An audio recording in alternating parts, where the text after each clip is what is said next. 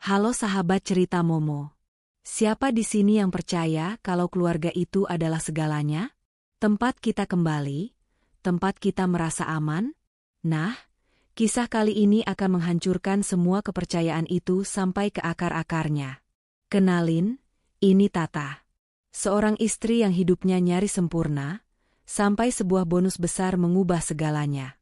Dia nggak pernah tahu kalau uang yang dia simpan di kartu kredit itu justru jadi bumerang yang menghancurkan kepercayaannya pada orang-orang terdekatnya. Yang bikin sakit, pelakunya bukan orang lain, tapi mertua dan kakak iparnya sendiri. Mereka mencuri uang 1 miliar dan menggunakannya untuk liburan mewah dan membelikan iparnya rumah. Kebayang nggak sih rasanya dikhianati sebesar ini? Nah, sekarang kita akan saksikan bagaimana Tata, seorang wanita yang polos, berubah menjadi singa betina yang menuntut keadilan. Sebelum kita mulai, jangan lupa like video ini, subscribe channel kita, dan langsung komen di bawah dengan format nama, kota, hadir. Siap untuk kisah penuh air mata, amarah, dan balas dendam yang dingin? Yuk, kita mulai. Pagi itu, mentari menyusup lembut melalui celah tirai, membangunkan Tata dengan kehangatan yang familiar. Ia berbalik, memeluk guling dengan senyum di bibir. Hari itu, genap 2 tahun pernikahannya dengan Rian, dan rasanya masih seperti mimpi. Rian adalah sosok suami idaman, sabar, perhatian, dan selalu mendukung setiap langkahnya. Mereka berdua membangun kehidupan yang sederhana namun penuh cinta, di sebuah apartemen minimalis yang mereka cicil bersama. Tata menatap Rian yang masih terlelap, wajahnya begitu damai. Pria itu adalah pahlawannya, bentengnya, dan satu-satunya alasan ia merasa lengkap. Tata bangkit, meregangkan tubuh. Sinar pagi itu terasa berbeda, seolah membawa energi positif yang melimpah. Bukan tanpa alasan, hari ini ia baru saja menerima kabar gembira. Bonus tahunan dari perusahaannya, sebuah perusahaan konsultan finansial ternama, akhirnya cair. Angkanya fantastis, mencapai 1 miliar rupiah. Jumlah itu lebih dari cukup untuk melunasi cicilan apartemen, membeli mobil impian Rian, dan bahkan memulai bisnis kecil yang selalu mereka impikan.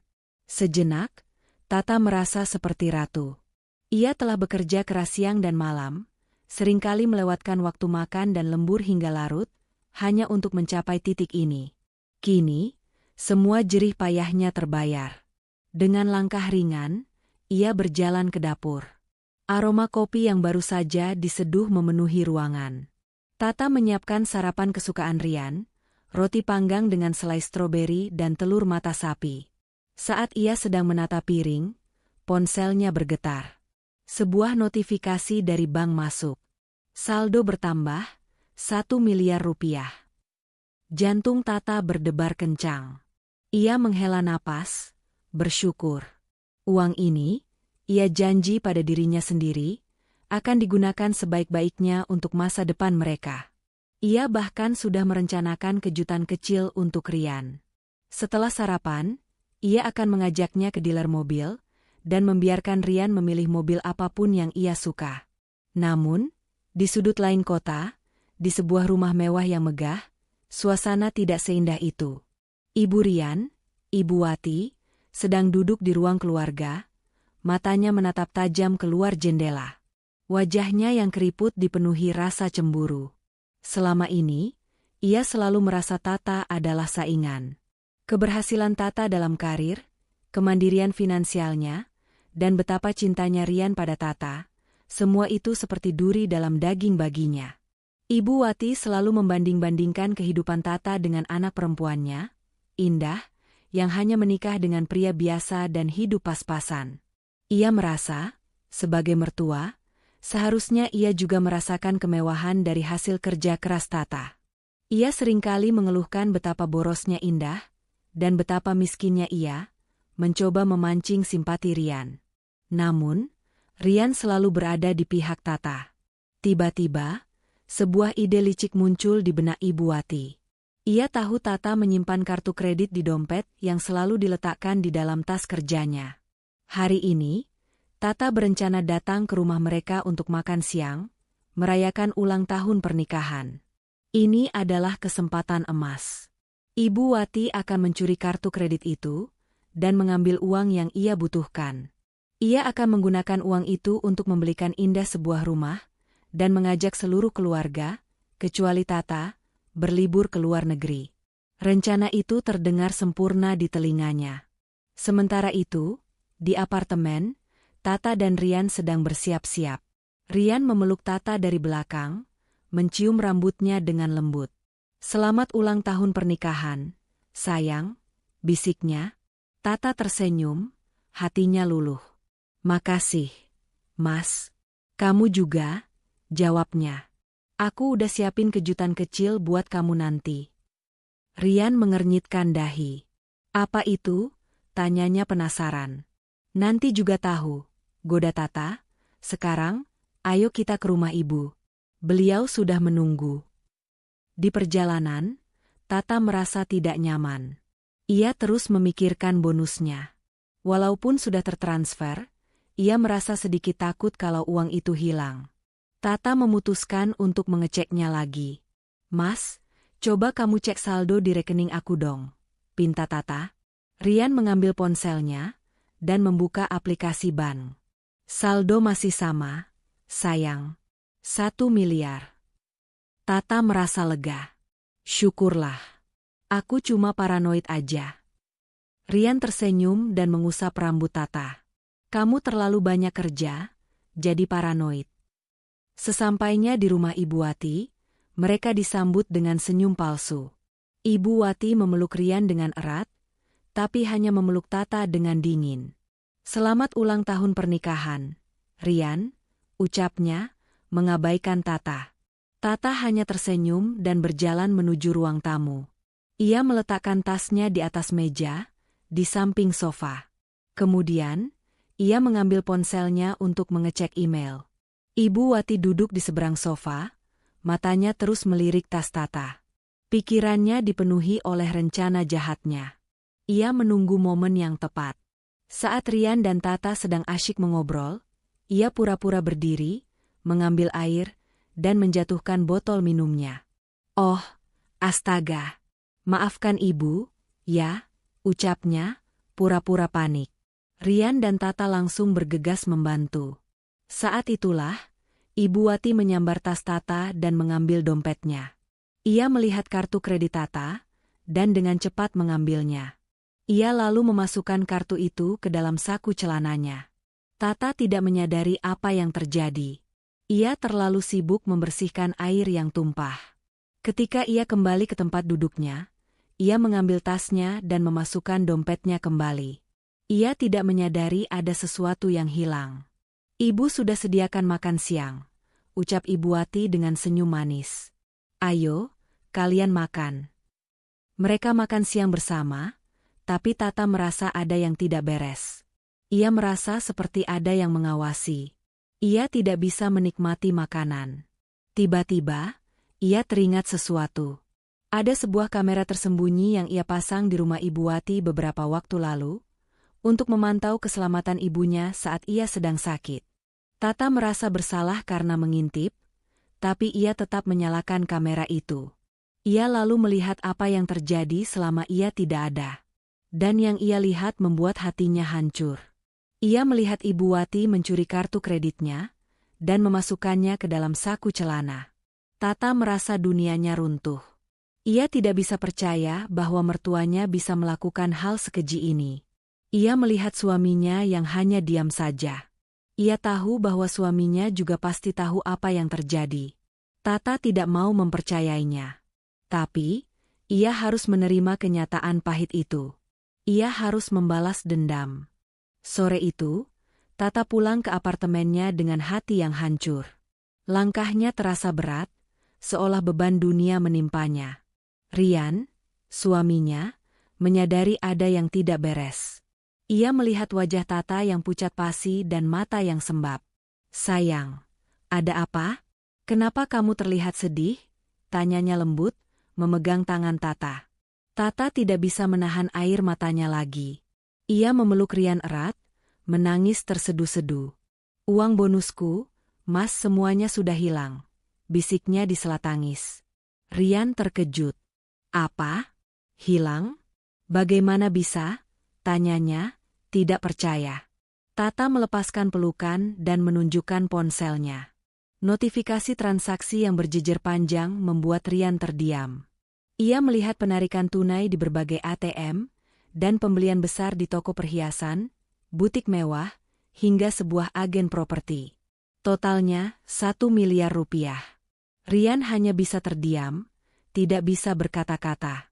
Melihat respons Rian yang tidak memberikan pembelaan atau bahkan rasa kaget yang kuat, Tata mulai curiga. Kenapa kamu diam saja, Mas? Kenapa kamu tidak kaget? Tanyanya lirih. Rian hanya menggelengkan kepala, wajahnya pucat. Aku tidak tahu. Jawabnya, suaranya bergetar. Tata melepaskan tangan Rian. Kamu bohong. Kamu tahu apa yang terjadi? Ucapnya dingin. Siapa yang melakukan ini? Kenapa kamu tidak mau bicara? Rian tidak menjawab. Ia hanya menunduk, menghindari tatapan mata Tata. Tata merasa marah, kecewa, dan dikhianati.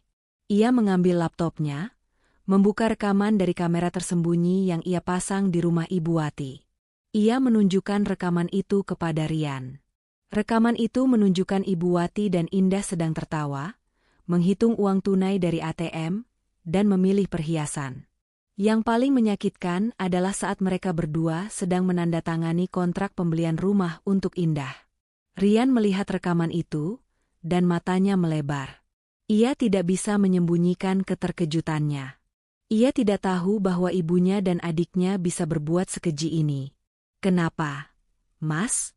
Kenapa kamu tidak bilang apa-apa? Tanya Tata, suaranya bergetar. Aku tidak tahu. Jawab Rian, aku tidak tahu mereka berbuat sekejam ini. Tata tidak percaya. Kamu tahu. Kamu pasti tahu. Teriaknya. Rian hanya bisa terdiam, tidak bisa membela dirinya. Tata merasa dunianya hancur. Ia tidak bisa percaya bahwa suaminya, yang ia cintai, bisa mengkhianatinya. Ia merasa marah dan bertekad untuk membalas dendam. Ia tidak akan membiarkan mereka lolos begitu saja. Ia tidak akan membiarkan mereka hidup bahagia di atas penderitaannya. Tata mengambil ponselnya dan menelepon polisi. Ia melaporkan pencurian dan memberikan semua bukti yang ia miliki. Polisi meminta Tata untuk datang ke kantor polisi untuk memberikan keterangan. Tata setuju. Ia lalu menghubungi pengacara terbaik yang ia kenal. Pengacara itu berjanji untuk membantu Tata. Sementara itu, di rumah Ibu Wati, suasana sangat berbeda. Mereka sedang merayakan keberhasilan mereka. Ibu Wati dan Indah sedang memilih perhiasan dan pakaian mahal. Mereka berdua tertawa, tanpa menyadari bahwa Tata sudah mengetahui semua yang mereka lakukan. Sekarang, kita bisa hidup bahagia, ucap Ibu Wati. Kita akan berlibur ke luar negeri, dan Indah akan punya rumah mewah. Indah tersenyum. Terima kasih, Ibu. Ibu adalah ibu terbaik di dunia, ucapnya, memeluk Ibu Wati. Mereka tidak menyadari bahwa kebahagiaan mereka akan segera berakhir. Saat itu, sebuah mobil polisi berhenti di depan rumah Ibu Wati. 2 orang polisi keluar dari mobil dan berjalan menuju pintu. Mereka mengetuk pintu. Ibu Wati, yang sedang asyik tertawa, terkejut melihat polisi. Ada apa ini? Tanyanya, bingung. Kami datang untuk menyelidiki kasus pencurian, jawab salah satu polisi. Apakah Anda Ibu Wati? Ibu Wati mengangguk. Ya, itu saya. Polisi itu menunjukkan surat perintah penangkapan. Anda ditangkap atas tuduhan pencurian dan penipuan. Ibu Wati terkejut. Apa? Tidak mungkin. Saya tidak mencuri apa-apa, teriaknya. Polisi itu menunjukkan bukti-bukti yang mereka miliki. Ibu Wati melihat bukti-bukti itu, dan wajahnya pucat pasi. Ia tidak bisa menyangkal apa yang telah ia lakukan. Ia dan Indah ditangkap dan dibawa ke kantor polisi. Rian melihat semua ini dari kejauhan. Ia tidak bisa berbuat apa-apa. Ia hanya bisa melihat ibunya dan adiknya dibawa pergi oleh polisi. Ia merasa bersalah dan tidak berdaya. Ia tahu bahwa ia telah mengkhianati Tata, dan ia tidak tahu bagaimana cara meminta maaf. Ia hanya bisa menatap Tata dari kejauhan, dan berharap bahwa suatu hari nanti, Tata akan memaafkannya. Malam itu, apartemen Tata dan Rian diselimuti keheningan yang menyesakan. Udara terasa dingin, seolah-olah semua kehangatan dan kebahagiaan yang pernah ada telah menguap. Tata duduk di sofa, menatap layar televisi yang mati. Pikirannya melayang, kembali ke saat-saat ia melihat rekaman kamera tersembunyi. Hatinya perih, seolah ada serpihan kaca yang menusuk-nusuk. Ia tak bisa berhenti memikirkan senyum licik di wajah Ibu Wati dan Indah saat mereka merayakan hasil curian mereka. Dan yang lebih menyakitkan, Rian yang hanya terdiam. Rian mencoba mendekat, duduk di samping Tata. "Sayang, aku minta maaf," bisiknya. Suaranya serak. "Aku tidak tahu harus berkata apa. Aku tidak pernah membayangkan ibuku bisa melakukan ini." Tata menoleh, menatap mata Rian. Tidak ada kemarahan di sana, hanya kekosongan. "Kenapa kamu tidak bilang apa-apa saat aku tanya?" tanya Tata, suaranya pelan dan dingin. "Kenapa kamu tidak membelaku? Kenapa kamu membiarkan mereka mengambil uangku?" Rian menunduk. "Aku takut, Tata. Aku takut kehilangan kalian berdua," jawabnya, suaranya bergetar. "Aku berada di antara ibuku dan kamu. Aku tidak tahu harus berpihak kepada siapa." Kata-kata Rian seperti belati yang menusuk hati Tata. Ia bangkit, menjauh dari Rian. "Jadi, kamu lebih memilih keluargamu daripada aku?" tanyanya, suaranya bergetar menahan amarah. "Kamu membiarkan mereka mencuri uang kita, uang yang aku kumpulkan dengan keringat, hanya karena kamu takut." Rian mencoba memegang tangan Tata, tapi Tata menepisnya. "Tidak, bukan begitu, Tata. Aku..." Rian tidak bisa melanjutkan. Ia tidak punya kata-kata untuk membela dirinya. Tata melihat suaminya yang tak berdaya dan merasa muak. Ia tidak bisa percaya bahwa pria yang ia cintai begitu lemah di hadapan keluarganya. Ia merasa sendirian, dikhianati oleh orang-orang yang paling ia cintai. Tata berjalan ke kamar tidur, mengambil ponselnya, dan membuka kontak pengacara. Ia harus bertindak. Ia tidak bisa menunggu Rian mengambil keputusan. Ia harus berjuang untuk dirinya sendiri. Keesokan paginya, Tata datang ke kantor polisi untuk memberikan kesaksian. Ia membawa semua bukti yang ia miliki, rekaman kamera tersembunyi, notifikasi transaksi dari bank, dan surat-surat dari agen properti yang membuktikan bahwa Ibu Wati dan Indah telah membeli sebuah rumah. Polisi mendengarkan dengan seksama, mencatat setiap detail. "Kasus ini jelas, Nyonya Tata," ucap salah satu polisi. "Kami akan segera mengeluarkan surat perintah penangkapan. Anda akan mendapatkan ganti rugi atas semua kerugian Anda." Tata merasa lega, tapi juga sedih. Ia tidak pernah menyangka akan melakukan ini kepada mertua dan saudara iparnya. Namun, ia tahu bahwa ia tidak punya pilihan. Ia harus berjuang untuk keadilannya. Ia juga tahu bahwa ini akan mengakhiri pernikahannya dengan Rian. Bagaimana bisa ia hidup bersama pria yang membiarkan keluarganya mencuri darinya? Setelah dari kantor polisi, Tata langsung menemui pengacaranya, seorang wanita parubaya bernama Ibu Sinta, yang dikenal sangat andal dalam kasus penipuan dan pencurian. "Saya sudah mendengar semua ceritanya, Tata," ucap Ibu Sinta, menatap Tata dengan tatapan penuh simpati. "Saya akan pastikan mereka membayar untuk semua yang telah mereka lakukan." Tata mengangguk. "Saya mau mereka membayar semua kerugian saya, bahkan jika itu berarti mereka harus menjual semua yang mereka miliki," ucapnya, suaranya dingin dan tegas. Ibu Sinta tersenyum. "Itu akan saya pastikan." Sementara itu, di sebuah hotel mewah, Indah dan Ibu Wati sedang bersenang-senang. Mereka tidak tahu apa yang sedang terjadi di luar sana. Mereka tidak tahu bahwa Tata sudah melaporkan mereka ke polisi. "Ibu, Aku tidak sabar untuk pulang dan pindah ke rumah baru kita. Ucap Indah, matanya berbinar-binar. Ibu Wati tersenyum. Ibu juga, sayang. Ibu senang sekali bisa membelikanmu rumah impianmu. Saat mereka sedang asyik mengobrol, ponsel Ibu Wati berdering. Sebuah nomor tak dikenal. Ia mengangkatnya. Halo, ucapnya. Suara di seberang sana adalah suara seorang polisi. Apakah Anda Ibu Wati? Tanyanya. Ibu Wati mengangguk. Ya, saya. Ada apa? Tanyanya, bingung. Anda diminta datang ke kantor polisi untuk memberikan keterangan terkait kasus pencurian. Anda ditangkap atas tuduhan pencurian dan penipuan. Ibu Wati terkejut. Ponselnya jatuh dari tangannya. Wajahnya pucat pasi. Indah melihat ibunya dan bertanya, "Ada apa, Ibu? Kenapa Ibu pucat?" Ibu Wati tidak bisa menjawab.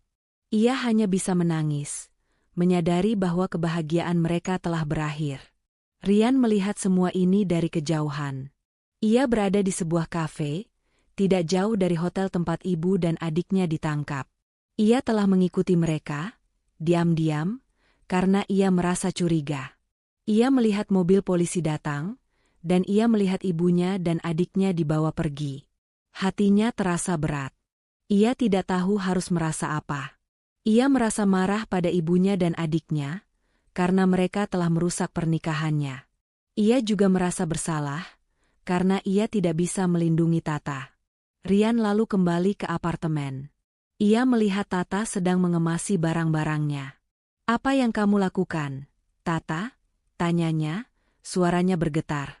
"Aku akan pergi," jawab Tata, tanpa menoleh. "Aku tidak bisa hidup denganmu lagi, Rian." Rian merasa hancur. Ia mencoba memeluk Tata, tapi Tata menepisnya. "Jangan sentuh aku," ucapnya dingin. "Aku sudah muak dengan kebohonganmu." Tata membawa koper-kopernya dan berjalan ke pintu. Rian mencoba menghentikannya. "Tata, tolong, jangan pergi. Aku janji akan membenahi semuanya. Aku akan membuat mereka membayar semua yang mereka lakukan." Tata menoleh, matanya berkaca-kaca. "Sudah terlambat, Rian," bisiknya. "Kamu sudah mengkhianatiku." Tata membuka pintu dan pergi, meninggalkan Rian sendirian dalam keheningan apartemen yang dingin. Pintu apartemen menutup dengan bunyi, klik, yang memekakan telinga Tata. Bunyi itu bukan hanya suara, melainkan lonceng kematian bagi kebahagiaan yang selama ini ia bangun. Rian berdiri diam di ambang pintu, matanya kosong, tak sanggup mengucapkan sepatah kata pun. Tata tidak menoleh. Ia terus berjalan, membawa koper yang berisi sebagian kecil hidupnya, dan semua kenangan buruk yang membekas. Hatinya perih, tapi bukan karena ia sedih. Rasa sakit itu berasal dari kekecewaan yang menusuk, amarah yang membara. Bagaimana mungkin pria yang ia cintai lebih memilih diam dan menjadi pengecut di tengah badai yang diciptakan oleh keluarganya sendiri? Tata tahu, ia tidak bisa lagi hidup di bawah bayang-bayang kebohongan dan pengkhianatan. Ia harus bertarung, bukan hanya untuk uangnya, tapi untuk harga dirinya. Dengan langkah mantap, Tata menuju kantor polisi. Di sana, ia disambut oleh Inspektur Budi, seorang penyidik yang tampak ramah namun memiliki tatapan mata tajam dan penuh pengalaman. Tata duduk, meletakkan laptopnya di meja. Tanpa ragu, ia memutar rekaman video dari kamera tersembunyi yang ia pasang. Di layar, terlihat dengan jelas Ibu Wati dan Indah sedang mengambil kartu kreditnya dari dompet, tersenyum licik, dan bahkan bertepuk tangan penuh kemenangan. Rekaman itu dilanjutkan dengan adegan di ATM Bank dan di sebuah toko perhiasan, di mana mereka tertawa dan berbelanja tanpa beban. Inspektur Budi menatap layar dengan kening berkerut. "Luar biasa, Nyonya Tata," ucapnya. "Rekaman ini adalah bukti yang sangat kuat. Ditambah dengan bukti transaksi bank, ini akan menjadi kasus pencurian yang solid." Tata mengangguk, matanya basah. "Dan ada lagi, Pak," lanjutnya. Ia menunjukkan dokumen-dokumen pembelian rumah atas nama Indah yang ia dapatkan dari agen properti. Uang yang mereka curi digunakan untuk membeli rumah ini. Inspektur Budi menghela napas. Pencurian uang dan penipuan properti. Ini bukan kasus main-main. Mereka akan menghadapi tuntutan hukum yang berat. Sore itu, dua petugas polisi mendatangi Ibu Wati dan Indah yang sedang asyik berlibur di sebuah hotel mewah di puncak. Mereka masih mengenakan pakaian mahal yang baru saja mereka beli. Senyum lebar menghiasi wajah mereka saat membuka pintu kamar. "Ada apa ya, bapak-bapak?" tanya Ibu Wati dengan nada sombong. "Apakah ada yang salah?" "Apakah Anda Ibu Wati dan Nyonya Indah?" tanya seorang polisi. "Kami ingin meminta Anda datang ke kantor untuk memberikan keterangan." Ibu Wati tertawa remeh. "Keterangan apa? Jangan macam-macam. Kami ini keluarga terhormat." Polisi itu tidak bergeming. "Kami memiliki bukti yang kuat. Nyonya Tata telah melaporkan Anda atas tuduhan pencurian dan penipuan." Seketika, tawa Ibu Wati dan Indah sirna. Wajah mereka pucat pasi. "Tata? Tata gila.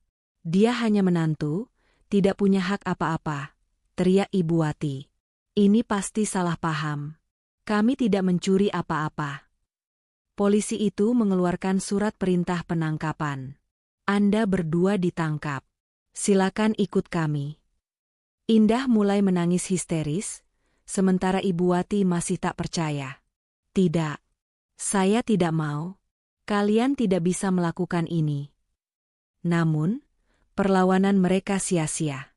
Mereka digelandang keluar dari hotel dengan tangan terborgol, disaksikan oleh para tamu hotel. Rian, yang sejak tadi membuntuti mereka, melihat semuanya dari kejauhan. Ia merasa hancur. Ia tidak bisa melakukan apapun. Ia hanya bisa melihat ibunya dan adiknya yang sombong kini berubah menjadi penjahat yang tak berdaya. Ia tahu, ini adalah konsekuensi dari keheningan dan ketidakberaniannya. Keesokan harinya, Tata bertemu dengan pengacaranya, Ibu Sinta. Di kantornya yang megah dengan pemandangan kota, Ibu Sinta menjelaskan rencana mereka. "Tata, kita tidak hanya akan menuntut mereka mengembalikan uang Anda," jelas Ibu Sinta. "Kita akan menuntut ganti rugi penuh, termasuk kerugian non-material dan biaya pengacara. Kita akan pastikan mereka kehilangan semua aset yang mereka miliki." Tata mengangguk, matanya dingin. "Saya setuju, Ibu. Saya tidak ingin mereka bisa bernapas lega. Saya mau mereka merasakan apa yang saya rasakan." "Mereka sudah ditahan," lanjut Ibu Sinta. "Tapi mereka belum mengakui perbuatannya. Mereka masih bersikukuh bahwa ini adalah fitnah. Kita harus bersiap untuk persidangan. Saya sudah mengatur semuanya. Sidang pertama akan dimulai minggu depan." Tata meninggalkan kantor Ibu Sinta dengan perasaan campur aduk. Di satu sisi, ia merasa lega karena rencana balas dendamnya berjalan lancar. Di sisi lain, ia merasa hampa. Ini adalah jalan yang ia pilih, tapi ia tahu, jalan ini akan menghancurkan keluarganya, dan ia akan berjalan sendirian. Sementara itu, di sel tahanan, Ibu Wati dan Indah terlihat sangat berantakan. Riasan mahal mereka luntur, pakaian desainer mereka kusut. Mereka tak henti-hentinya menangis dan menyalahkan satu sama lain. "Ini semua salahmu, Ibu," teriak Indah. "Kenapa Ibu harus mencuri uang Tata? Kita kan bisa minta." "Diam kamu," balas Ibu Wati. "Kamu juga menikmati uangnya. Kamu yang minta dibelikan rumah." Di tengah pertengkaran mereka, Rian datang. Wajahnya lesu, matanya merah. Ibu Wati dan Indah langsung memohon-mohon padanya. "Rian, tolong Ibu nak. Selamatkan Ibu," tangis Ibu Wati. "Kami tidak bersalah. Tata memfitnah kami." Rian hanya bisa diam, menatap mereka dengan tatapan dingin. "Bu, kenapa kalian lakukan ini?" tanyanya, suaranya parau. "Kenapa kalian harus mencuri dari istriku?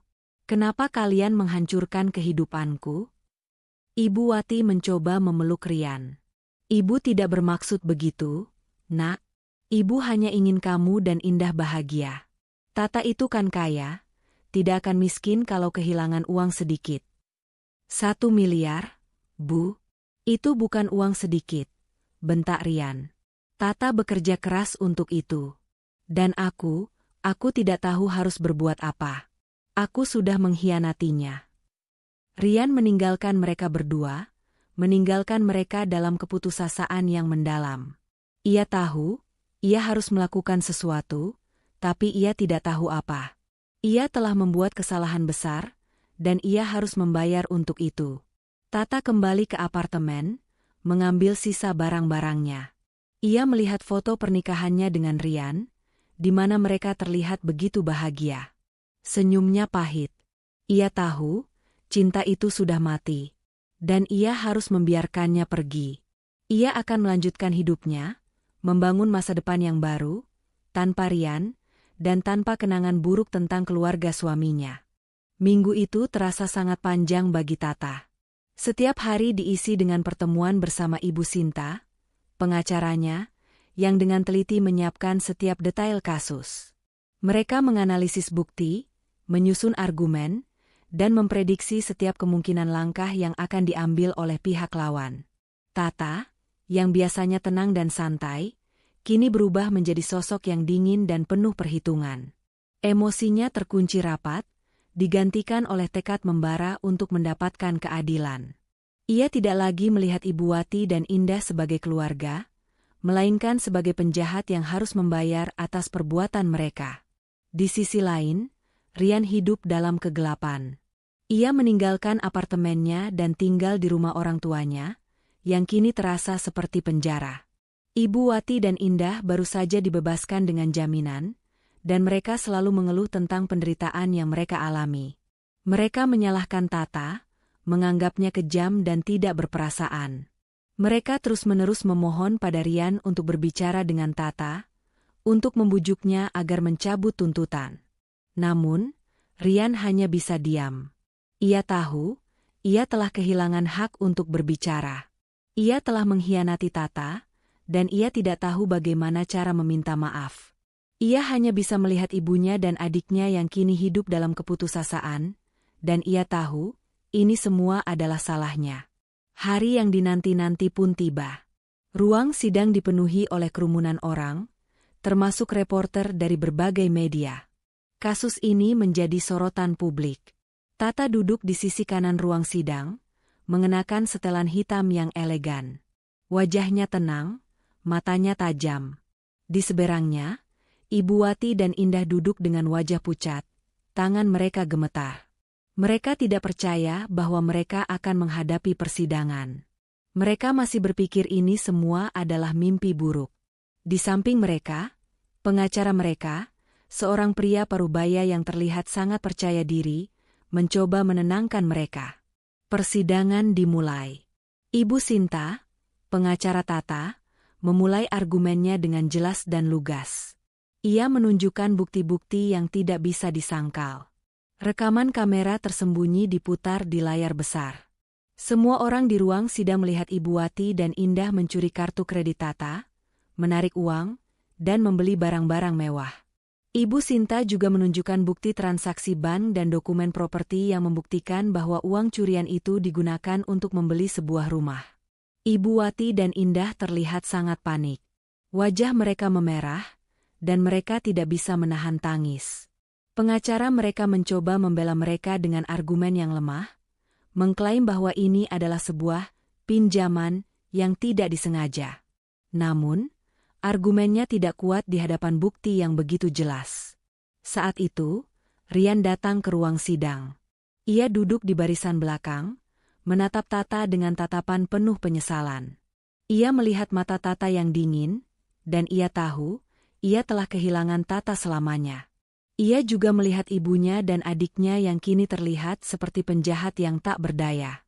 Hatinya hancur. Ia tidak tahu harus berbuat apa.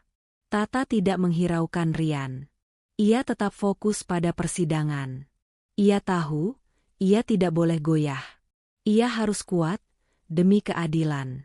Setelah berjam-jam persidangan, Hakim akhirnya memutuskan bahwa Ibu Wati dan Indah bersalah. Mereka harus membayar ganti rugi sebesar 1 miliar rupiah kepada Tata. Mereka juga dihukum penjara selama 5 tahun. Terdengar suara tangis histeris dari Ibu Wati dan Indah. Mereka tidak bisa menerima keputusan itu. Indah berteriak, "Tidak, saya tidak bersalah. Ini semua fitnah." Ibu Wati pingsan, tidak bisa menerima kenyataan pahit itu. Tata, di sisi lain, merasa lega. Ia merasa bahwa ia telah mendapatkan keadilan. Ia merasa bahwa semua penderitaan yang ia alami telah terbayar. Namun, di dalam hatinya, ia merasa kosong. Ia tahu, ia telah memenangkan pertempuran, tetapi ia telah kehilangan segalanya. Ia telah kehilangan kepercayaannya pada keluarga, dan ia telah kehilangan suaminya. Rian melihat Tata yang kini berdiri sendiri. Ia tidak bisa menahan air matanya. Ia ingin lari ke Tata, memeluknya, dan memohon maaf. Tetapi ia tahu, ia tidak berhak melakukan itu.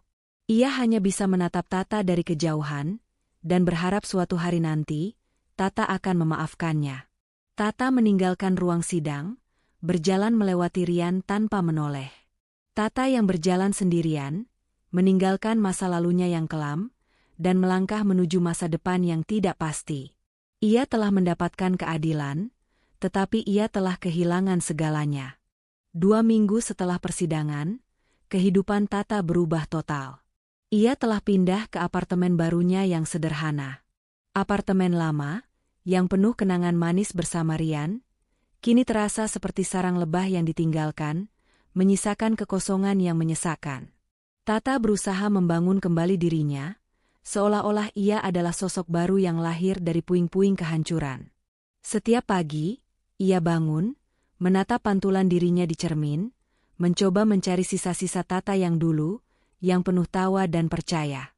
Namun, yang ia temukan hanyalah mata yang lelah dan hati yang beku. Suatu sore yang kelabu, ponselnya bergetar. Notifikasi bank yang ia nantikan akhirnya datang. Saldo bertambah, 1 miliar rupiah. Uang ganti rugi dari Ibu Wati dan Indah telah tiba. Hati Tata tidak merasakan apa-apa. Ia tidak merasa bahagia, tidak juga sedih. Uang itu terasa seperti uang haram, sebuah pengingat abadi tentang pengkhianatan yang telah ia alami.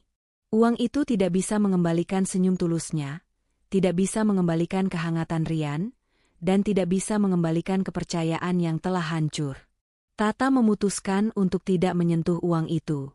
Ia akan menggunakannya untuk hal yang positif, sesuatu yang bisa membantunya melupakan masa lalu. Tata memutuskan untuk menghubungi pengacaranya, Ibu Sinta. Uangnya sudah ditransfer. "Bu," ucap Tata, suaranya parau. "Terima kasih banyak atas bantuannya." Ibu Sinta mengangguk, tatapannya penuh simpati. "Sama-sama, Tata. Saya senang bisa membantu Anda. Sekarang, Anda bisa melanjutkan hidup Anda." Tata menghela napas. "Saya tidak tahu harus memulai dari mana, Bu," bisiknya. "Saya merasa sangat lelah." Ibu Sinta tersenyum, "Saya tahu, Tata. Tapi Anda harus kuat. Anda telah memenangkan pertempuran. Sekarang, saatnya Anda membangun kembali hidup Anda." Tata menutup telepon, dan ia mulai merencanakan masa depannya. Ia harus melakukan sesuatu dengan uang itu. Ia tidak bisa hanya menyimpannya di bank. Ia memikirkan semua hal yang ingin ia lakukan, semua mimpi yang ia miliki.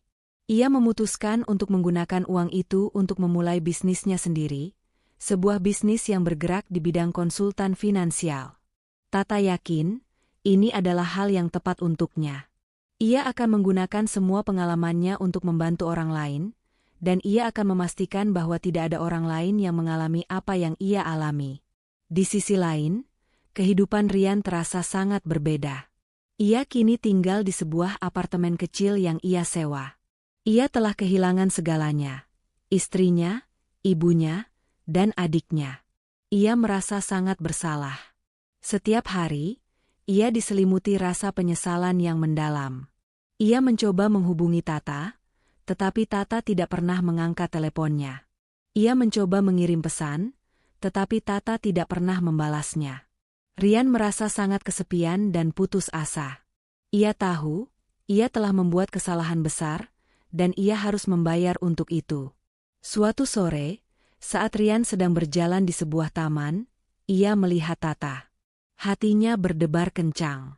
Ia ingin lari ke Tata, memeluknya, dan memohon maaf. Tetapi ia tidak berani. Ia hanya bisa melihat Tata dari kejauhan. Tata terlihat sangat berbeda. Ia terlihat lebih kuat, lebih mandiri, dan lebih tenang. Ia tidak lagi terlihat seperti wanita yang hancur. Tata melihat Rian, dan matanya langsung menjadi dingin. Ia tidak menghiraukan Rian dan terus berjalan. Rian merasa hancur. Ia tahu, ia telah kehilangan Tata selamanya. Sementara itu, Ibu Wati dan Indah menjalani hukuman penjara mereka. Mereka tidak lagi bisa memakai pakaian mewah atau pergi ke tempat-tempat mahal. Mereka kini hanya memiliki pakaian seragam penjara dan hidup di dalam sel yang sempit. Mereka terus-menerus bertengkar, menyalahkan satu sama lain atas semua yang terjadi. Mereka tidak bisa menerima kenyataan pahit bahwa hidup mereka telah hancur. Mereka tidak bisa menerima kenyataan bahwa mereka telah kehilangan segalanya. Mereka tidak bisa menerima kenyataan bahwa mereka telah kehilangan Rian, dan mereka tidak bisa menerima kenyataan bahwa mereka telah kehilangan kebebasan mereka. Tata, di sisi lain, mulai membangun kembali hidupnya. Ia membuka kantor konsultan finansialnya sendiri. Ia bekerja keras siang dan malam, dan ia berhasil. Bisnisnya berkembang pesat, dan ia menjadi seorang wanita yang sukses dan mandiri. Ia tidak lagi memikirkan masa lalu. Ia hanya memikirkan masa depannya, dan ia tahu, masa depannya akan cerah. Ia telah mendapatkan keadilan, dan ia telah mendapatkan kembali harga dirinya. Ia tahu, ia telah memenangkan pertempuran, dan ia telah menjadi seorang wanita yang lebih kuat. Suatu hari, Rian datang ke kantor Tata. Ia duduk di kursi, menunggu Tata. Ketika Tata keluar, ia terkejut melihat Rian. "Apa yang kamu lakukan di sini?" tanyanya, suaranya dingin. Aku hanya ingin melihatmu," jawab Rian, suaranya bergetar. "Aku minta maaf, Tata. Aku sangat menyesal." Tata hanya diam. Ia tidak tahu harus berkata apa. Ia tidak bisa melupakan semua kesalahan yang telah Rian lakukan. Ia tidak bisa melupakan bagaimana Rian hanya diam saat ibunya dan adiknya mencurinya. Ia tahu, ia tidak bisa memaafkan Rian. Ia tidak bisa kembali kepadanya. Tata menatap Rian, matanya berkaca-kaca. "Sudah terlambat, Rian," bisiknya. "Kamu sudah mengkhianatiku. Aku tidak bisa kembali kepadamu." Rian merasa hancur. Ia tahu, ia telah kehilangan Tata selamanya. Ia bangkit, dan berjalan keluar dari kantor Tata, meninggalkan Tata sendirian dalam keheningan. Tata melihat Rian pergi, dan ia tahu, ia telah membuat keputusan yang benar. Ia telah memilih kebebasannya, dan ia akan hidup bahagia, tanpa Rian. Setelah pertemuan yang singkat namun menyakitkan di kantor Tata, Rian kembali ke apartemen sewaannya dengan hati yang remuk redam. Ia duduk di lantai, bersandar di dinding yang dingin, memeluk lututnya. Kata-kata Tata terus terngiang di telinganya, "Sudah terlambat, Rian. Kamu sudah mengkhianatiku." Rian tahu, Tata benar. Ia telah mengkhianati kepercayaan Tata, dan ia tidak punya hak untuk meminta maaf. Rian merasa sangat bersalah. Ia tidak bisa berhenti memikirkan bagaimana ia hanya diam saat ibunya dan adiknya mencuri uang Tata. Ia tahu, ia telah membuat kesalahan terbesar dalam hidupnya, dan ia harus membayar untuk itu. Di sisi lain, Tata kembali ke kehidupannya yang sibuk. Ia fokus sepenuhnya pada pekerjaannya, meluncurkan bisnis konsultasi keuangannya dengan uang yang ia dapatkan dari ganti rugi. Ia bekerja keras siang dan malam, merancang strategi pemasaran, mencari klien, dan membangun reputasinya. Ia tidak tidur, tidak makan, dan tidak istirahat. Ia hanya bekerja, bekerja, dan bekerja. Tata menggunakan pekerjaannya sebagai pelarian, sebagai cara untuk melupakan rasa sakit dan pengkhianatan yang ia alami. Bisnisnya tumbuh pesat. Klien datang berbondong-bondong, tertarik pada reputasi Tata yang bersih dan keberhasilannya yang luar biasa. Tata menjadi seorang wanita yang sukses dan mandiri. Ia membeli sebuah rumah mewah, mobil mewah, dan semua barang-barang mewah yang ia inginkan. Namun, di dalam hatinya, ia merasa kosong. Ia tidak merasa bahagia. Ia tidak merasa puas. Ia hanya merasa kosong. Suatu malam, saat Tata sedang merapikan dokumen di kantornya, ia menemukan sebuah foto lama. Foto itu adalah foto pernikahannya dengan Rian. Ia melihat senyumnya yang tulus, matanya yang penuh cinta. Air mata Tata menetes. Ia tidak bisa menahan perasaannya lagi. Ia merindukan Rian yang dulu, Rian yang setia, Rian yang mencintainya. Ia merindukan kebahagiaan yang pernah mereka miliki. Tata merasa sangat kesepian. Ia telah memenangkan pertempuran, tetapi ia telah kehilangan segalanya. Tata memutuskan untuk menelepon Ibu Sinta. "Bu, saya merasa sangat lelah," bisiknya. "Saya tidak tahu harus berbuat apa. Saya merasa sangat sendirian." Ibu Sinta mendengarkan dengan sabar. "Tata, saya tahu Anda merasa lelah. Anda telah melalui banyak hal. Tapi Anda harus ingat, Anda tidak sendirian. Anda memiliki saya, Anda memiliki teman-teman Anda, dan Anda memiliki keluarga Anda." Tata merasa terharu. Ia tahu, Ibu Sinta benar. Ia memiliki orang-orang yang peduli padanya. Tata memutuskan untuk mengambil cuti. Ia pergi berlibur ke sebuah pulau terpencil. Ia ingin sendirian, jauh dari kota, jauh dari kenangan buruk. Di sana, ia berjalan di pantai, melihat matahari terbenam, dan mendengarkan suara ombak. Ia mulai merenungkan hidupnya. Ia menyadari bahwa ia telah membiarkan amarah dan rasa sakit menguasai dirinya. Ia menyadari bahwa ia telah kehilangan dirinya sendiri.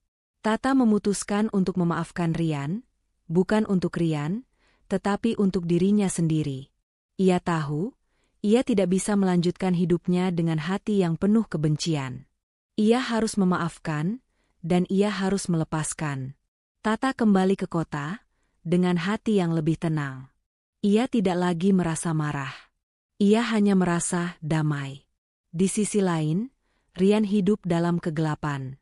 Ia telah kehilangan pekerjaannya, dan ia tidak bisa menemukan pekerjaan baru. Tidak ada yang mau mempekerjakan pria yang telah mengkhianati istrinya. Rian hidup dalam kemiskinan dan keputusasaan. Ia tidak bisa makan, tidak bisa tidur, dan tidak bisa berpikir. Ia hanya bisa memikirkan semua kesalahan yang telah ia lakukan. Suatu hari, Rian datang ke kantor Tata. Ia duduk di kursi, menunggu Tata. Ketika Tata keluar, ia tidak terkejut melihat Rian. Ia sudah tahu Rian akan datang. "Ada apa, Rian?" tanyanya, suaranya tenang. Aku hanya ingin melihatmu," jawab Rian, suaranya bergetar. "Aku minta maaf, Tata. Aku sangat menyesal." Tata menatap Rian, matanya berkaca-kaca. "Aku sudah memaafkanmu, Rian," bisiknya. "Aku sudah memaafkanmu. Tapi aku tidak bisa kembali kepadamu. Kamu sudah menghancurkan kepercayaanku. Dan aku tidak bisa memperbaikinya." Rian merasa hancur. Ia tahu, ia telah kehilangan Tata selamanya. Ia bangkit, dan berjalan keluar dari kantor Tata, meninggalkan Tata sendirian dalam keheningan. Tata melihat Rian pergi, dan ia tahu, ia telah membuat keputusan yang benar. Ia telah memilih kebebasannya, dan ia akan hidup bahagia, tanpa Rian. Tata kembali dari liburannya di pulau terpencil dengan hati yang lebih ringan. Ia tidak lagi merasa kosong, tidak lagi merasa marah. Ia telah memaafkan Rian, bukan untuk Rian, tetapi untuk dirinya sendiri. Ia tahu, ia tidak bisa melanjutkan hidupnya dengan hati yang penuh kebencian. Tata kembali ke kehidupannya yang sibuk, namun kali ini, ia tidak bekerja sebagai pelarian. Ia bekerja karena ia mencintai pekerjaannya, karena ia ingin membantu orang lain. Bisnisnya berkembang pesat.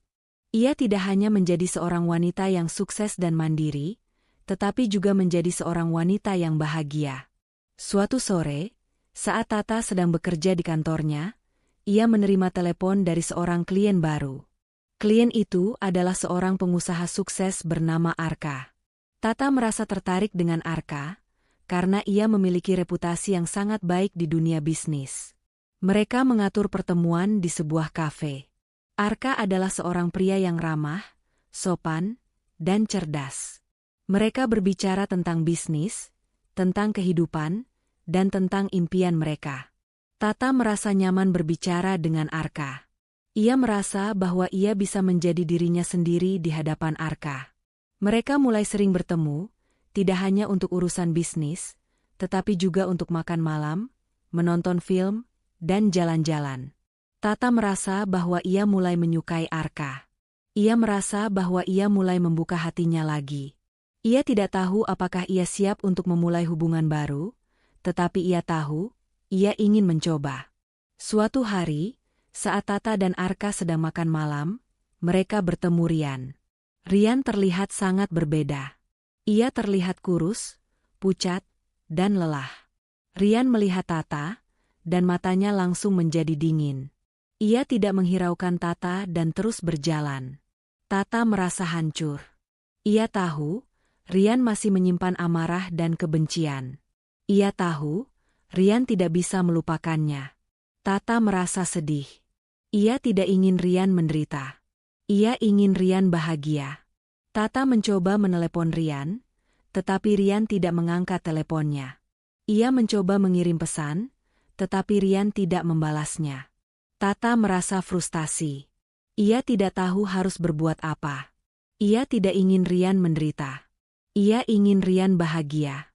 Suatu malam, saat Tata sedang bekerja, ia mendengar kabar bahwa Rian telah sakit. Rian dirawat di rumah sakit. Tata merasa sangat cemas. Ia tidak bisa berhenti memikirkan Rian.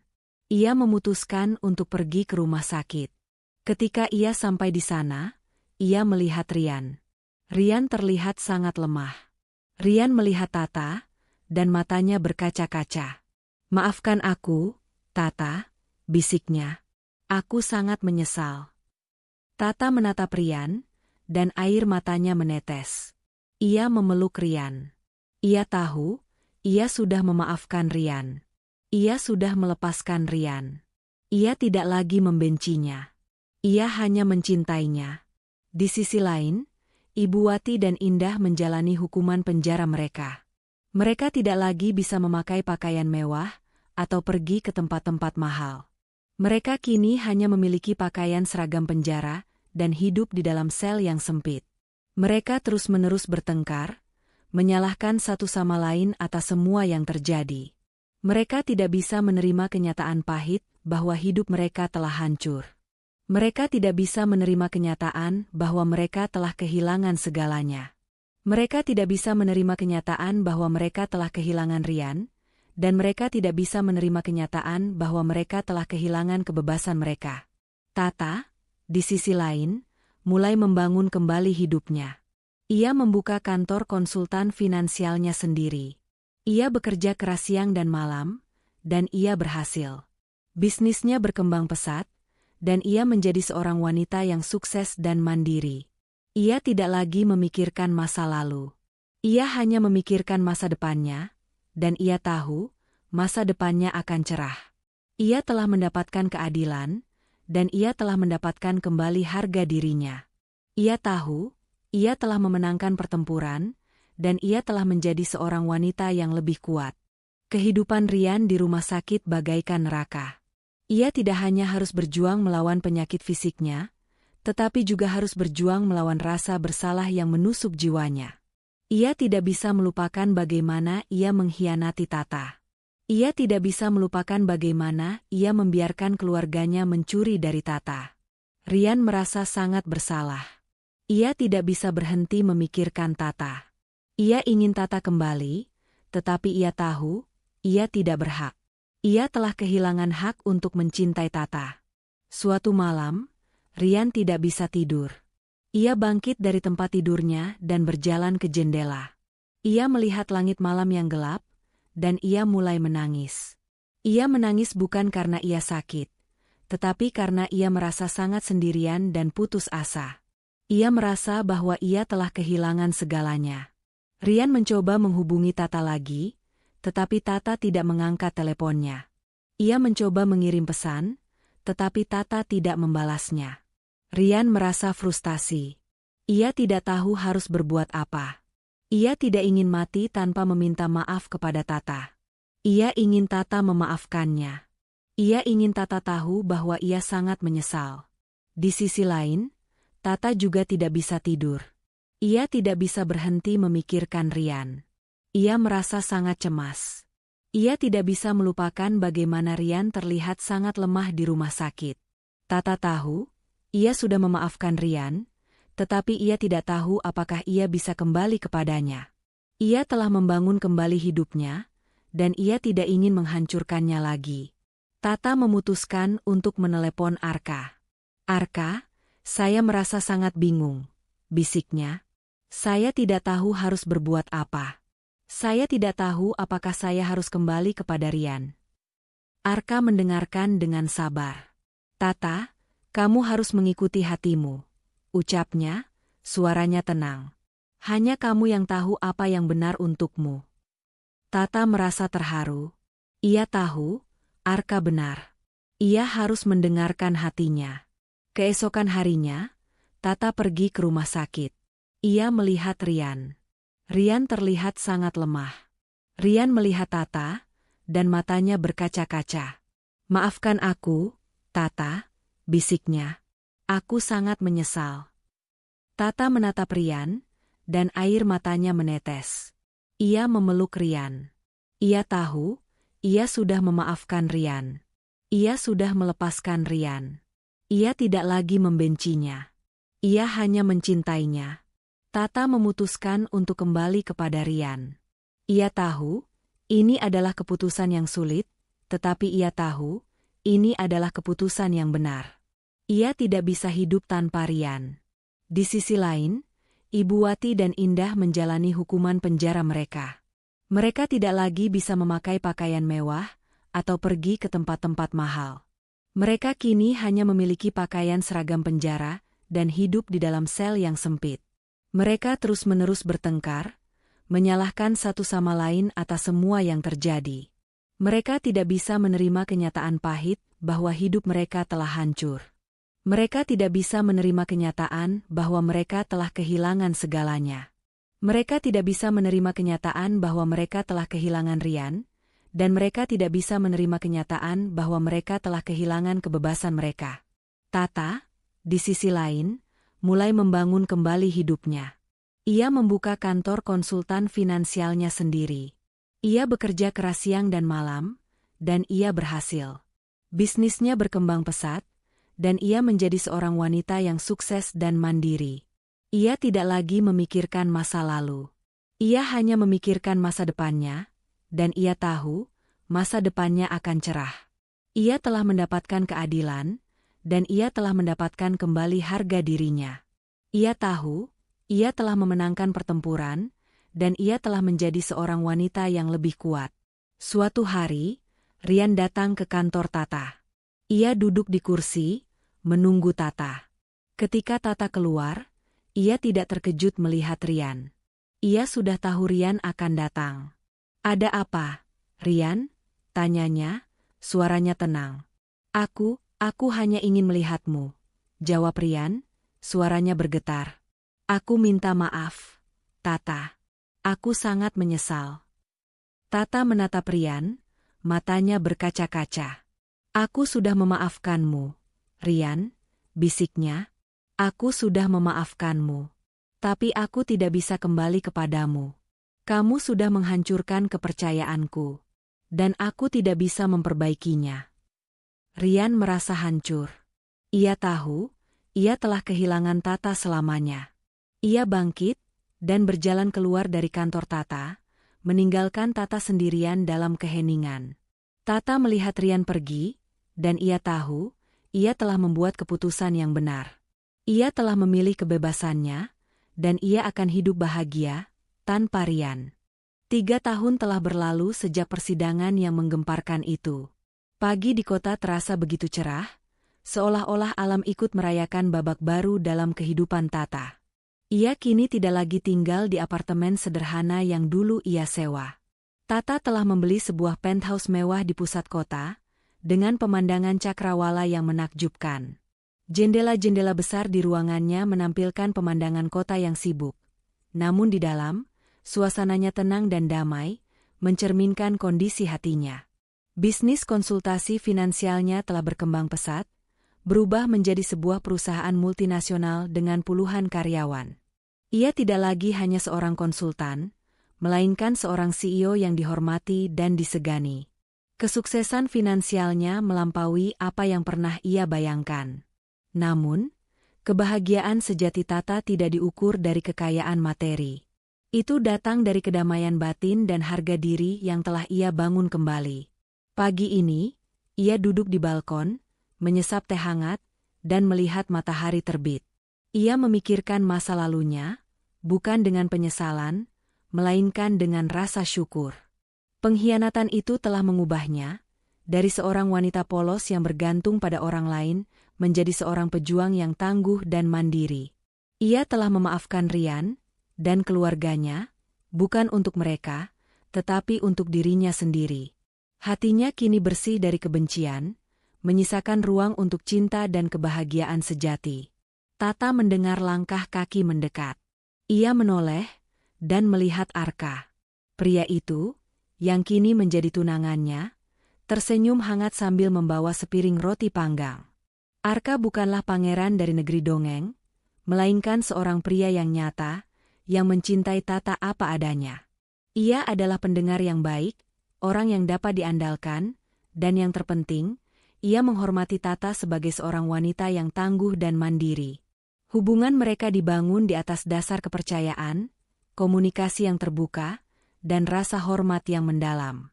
Mereka tidak terikat oleh kenangan pahit, melainkan oleh impian dan masa depan yang mereka bangun bersama.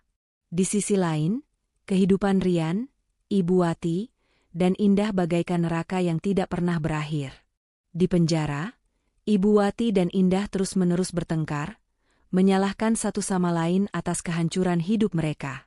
Mereka tidak belajar dari kesalahan mereka, dan mereka tidak pernah meminta maaf. Mereka hanya bisa memikirkan masa lalu, dan mereka tahu, mereka tidak akan pernah bisa kembali.